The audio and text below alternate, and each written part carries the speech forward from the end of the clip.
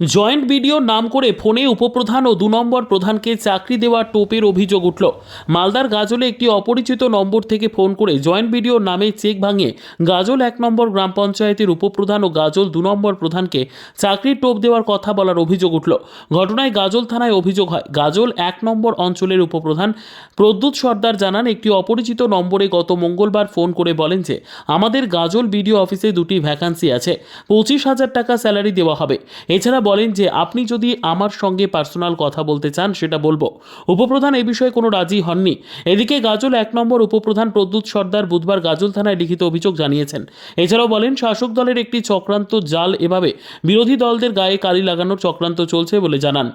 উপপ্রধান জানিয়েছেন জাল প্রতারকদের ধরে দৃষ্টান্তমূলক সাজা দেওয়া উচিত।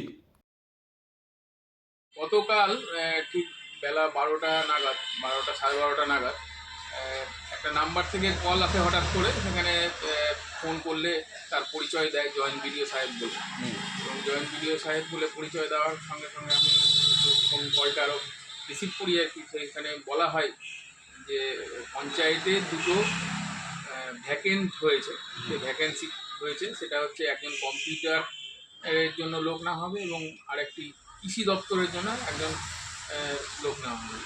তো সেখানে বলা হয় যে বিভিন্ন ক্রাইটেরিয়াগুলো ১৮ থেকে ৩৫ বছরের মধ্যে, তাদের বেতন ২৬,০০০ থেকে ২২,০০০ টাকার মধ্যে, এবং পরবর্তীতে একটা অফার করে যে আপনি কি এইগুলো পার্সোনালি ডিল করতে চান কি না।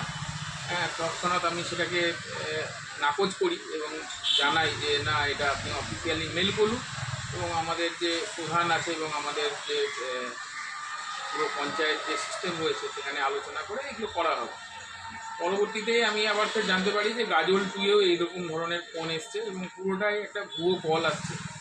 এখন বিষয় হচ্ছে যে এই ভুয়ো কলটা কোথা থেকে আসছে বা কারাই করছে। এটা একটা সাইবার ক্রাইম তো অবশ্যই, তার সঙ্গে সঙ্গে বিরোধীদের একটা চক্রান্ত হতে পারে, যেখানে প্রধানদেরকে বা উপপ্রধান হিসাবে আমাদেরকে বিজেপির প্রথম সারিতে যারা আমরা কাজ করছি তাদেরকে একটা কালিমালিপ্ত করার জন্য প্রক্রিয়া হতে পারে। এই জন্য আমরা আজকে আইসি সাহেবের নিকট দ্বারস্থ হয়েছি এবং তাকে একটা কমপ্লেন, লিখিত কমপ্লেন আকারে আমরা দিয়েছি।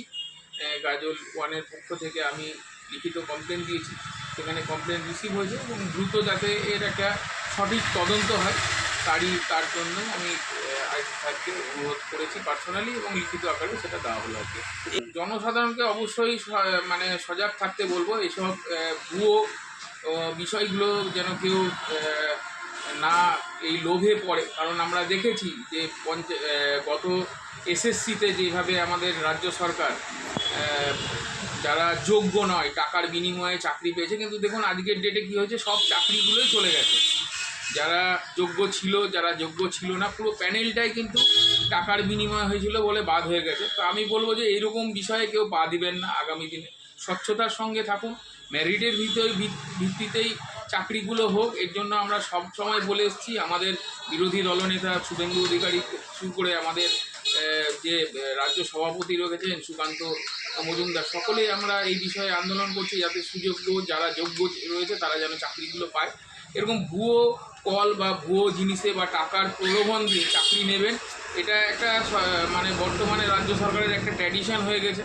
আজকে গুচ্ছেখানেক এক গুচ্ছ মন্ত্রিসভার মন্ত্রীরা যেখানে দেখছেন যে আপনার কারাগারে বন্দী হয়ে রয়েছে। তো এই বিষয়গুলো থেকে সমস্ত, বিশেষ করে বিজেপির প্রধান যারা রয়েছেন বা বিজেপির যারা কার্যকর্তা রয়েছেন তারা সজাগ থাকবেন। কারণ বিরোধীদের এই চক্রান্ত থেকে সবসময় আপনারা সজাগ থাকবেন। কারণ এই মোটিভেটটাকে যে ঘুরিয়ে দেওয়ার একটা প্রচেষ্টা, যে বর্তমানে যে যারা যোগ্য নয় তারাও যে চাকরি করছিল, তাদের যে আন্দোলন, যারা যোগ্য তাদের যে আন্দোলন চলছে বর্তমানে গোটা রাজ্য জুড়ে, সেই মোটিভেটটাকে ঘুরিয়ে যাওয়ার জন্য একটা রাজ্য সরকারের প্রক্রিয়া, মানে রাজ্য সরকার যে তৃণমূল দল আছে তাদের এটা একটা প্রক্রিয়া হতে পারে যাতে এই আন্দোলনটাকে জনগণের মুখ থেকে ঘুরিয়ে নেওয়া যায়।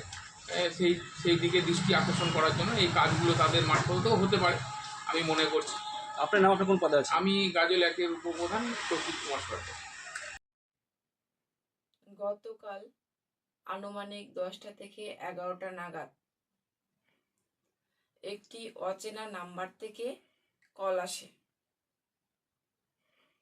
আমাদের কাছে, এবং কলটি রিসিভ করার পর বলেন, আমি জয়েন্ট সাহেব বলছি।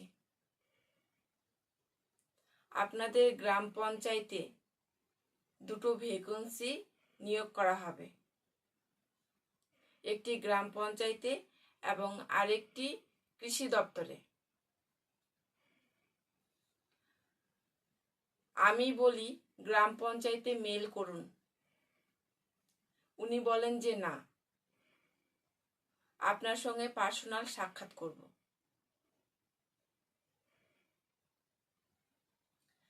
তারপর আমরা মেল পাঠানোর কথা বলি, গ্রাম পঞ্চায়েতে আলোচনা করে সরকারি সিস্টেমের মাধ্যমে আমরা নিয়োগ করার কথা বলি। এই বলে কলটি কেটে দেয়। তাই আমার সন্দেহ হয়। আমি তৎক্ষণাৎ বিডিও অফিসে খোঁজ নিয়ে দেখি যে এই নাম্বারে কোনো জয়েন্ট বিডিও আছে কিনা। বিডিও অফিস থেকে বলেছেন যে না, এই নাম্বারে কোনো বিডিও সাহেব, জয়েন্ট বিডিও সাহেব নেই। তাই আজকে আমরা থানায় একটা লিখিত অভিযোগ করলাম। যেহেতু আপনারা সবাই জানেন স্কুল শিক্ষকদের নিয়ে বিশাল দুর্নীতি চলছে, এইরকম একটা বড় দুর্নীতি হতে পারে যেটা অচেনা নাম্বার থেকে কল করে আমার সঙ্গে হয়েছে, এবং বিরোধীদের একটা চক্রান্ত হতে পারে, বা আমাকে কালিমালিত করার জন্য এটা একটা চক্রান্ত হতে পারে। এবং যে নাম্বার থেকে কল আসে সেই নাম্বারটি হচ্ছে 9330231680।